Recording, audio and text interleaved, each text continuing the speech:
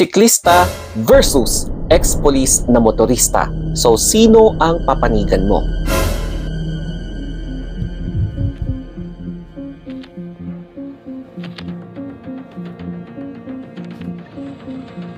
Ayan o, upalo.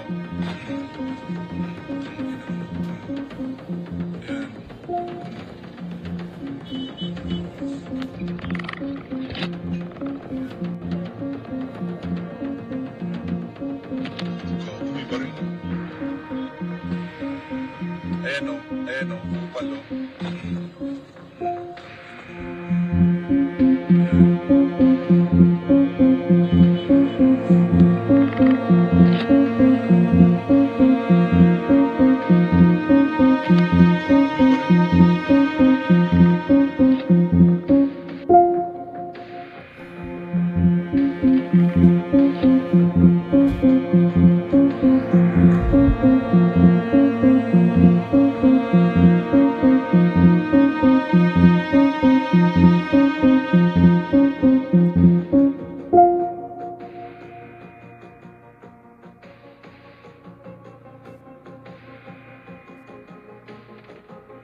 Disclaimer, i-base natin ang reaction doon sa video dahil alam naman natin na yung buong story ay hindi nakakonsentrate doon sa video alone. Nangyari ang insidenteng yan last August 8 pa, pero ngayon lang siya nag-viral ng super. Pero basahin natin yung nag-comment doon sa original video if I'm not mistaken. Eto, for info lang, tatay ko yan. For info lang, yung nakabike na yan is binangga si tatay sa Blumentritt at naabutan na niya sa may Q Avenue corner Kabignayan. Case closed na yan. Inamin ng nakabike yung mali niya na pagbangga sabay takbo. Sa mga magtatanong kung may lisensya si tatay, yes po, kumpleto papeles ng B at merong PTC.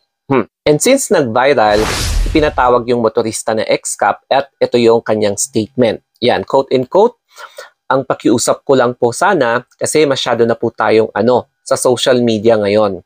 Sana yung mga vloggers, sana maging responsable sila. Hindi nila alam ang punot dulo.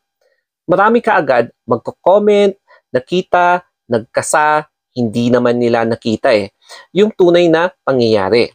Yung umpisa na mula ganitong lugar, malayo, mahirap po yun. Yun lang ho. Yung pinakiusap ko sa mga vloggers ngayon, kasi kawawa naman yung mga anak ko, mga pamilya ko, parang ang sama-sama kong tao. So, yun po yung statement ng motorista. Dito naman na tayo sa comment, magre-react na tayo. Basing from sa video, parang masisindak ka talaga, magkakaroon ka talaga ng parang emotional na hindi ka magiging comfortable.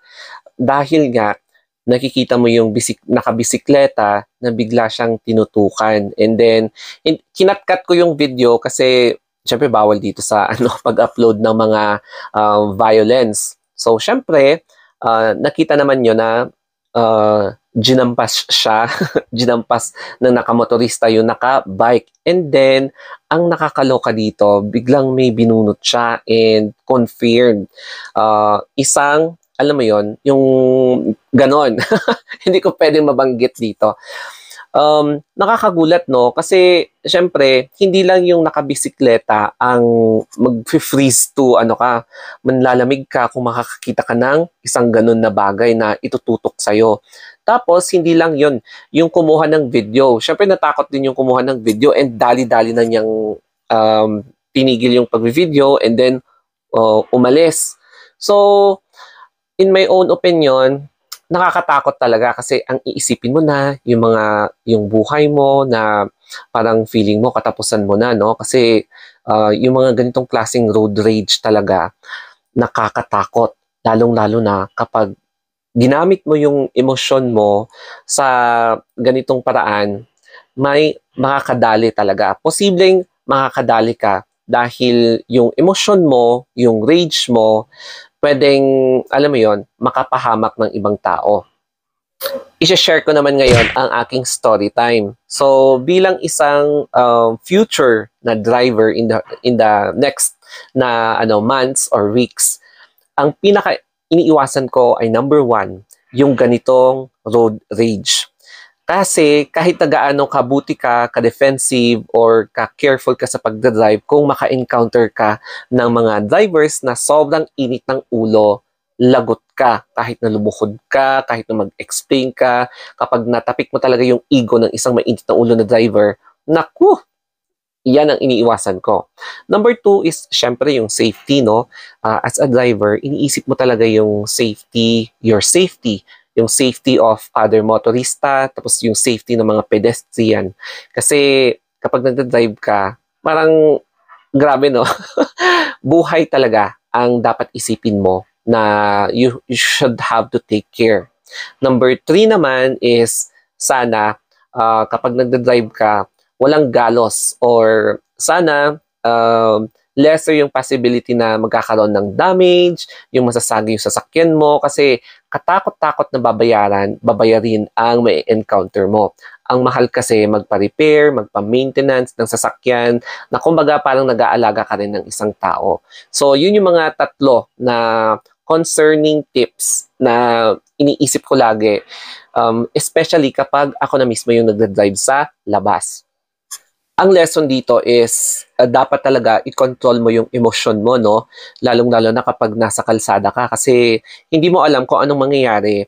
Lalo na kapag hindi mo na control yung emosyon mo, tapos meron ka pang dalang weapon, and baka itong weapon na yon ang ikakapahamak mo, ikakasira ng pangalan mo, ikakapahamak ng taong kina-encounter mo. So, alam mo yon, dapat you should be calm. And syempre, yung blow bagets, di ba? Alam niyo yung blow bagets na acronym, yung pinaka-last, yung self. Check on yourself also, physically, mentally, and emotionally. Ayan, bago ka nagde-drive, para to make sure na wala kang ma-encounter na problema. So, hoping na sana this is a very big lesson sa ating lahat, na we should drive defensively, calmly, and syempre, dapat umiwas tayo sa mga gulo. Okay?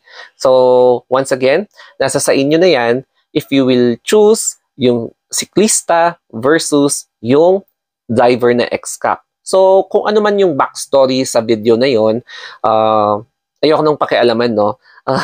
Kung may mali yung siklista, definitely dapat mag-apology siya. And kung may mali din yung motorista, nasa sa kanya kung mag-apologize siya. Pero syempre, I'm really hoping na sana maayos na talaga, even though kahit na sinasabi na case closed, sana legit na case closed talaga yon. Okay? Kasi lalong-lalo na biglang nag-erupt yung issue nilang or yung encounter nila sa social media and mass media.